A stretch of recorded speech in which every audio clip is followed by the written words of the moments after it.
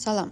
Camış qatığını çox sevirəm. Bu dəfə də camış südü aldım ki, qatığını hazırlayım, sizinlə də bölüşüm. 3 litr camış südünü qaynatdım. Biraz da daşdırdım bu arada. Deməli, qatıq çalanda südün ilıq olması çox vacibdir. Bunu da çeçələ barmağınızı südün içinə salıb 5-ə qədər sayırsınız. Əgər bu müddətdə barmağınızı yandırmırsa, deməli hazır. Əgər mayanız camış qatığının özündən olarsa, onda qatığınız su salmayacaq. 1 litr süd üçün 1 xörək qaşığı götürürəm. Məndə 3 litr süd olduğuna görə 3 xörək qaşığı qatıq götürdüm. Mən qatığı qarışdırmamış üzərinə süd əlavə etdim. Amma siz yaxşı olar ki, əvvəlcədən qatığı qarışdırın, sonra südü əlavə edin. Onda daha yaxşı açılır qatıq içində. Balaca çırpıcı ilə etsəz daha yaxşı açılar. Qatığı südün içərisində açdıqdan sonra əlavə edirik südün üzərinə.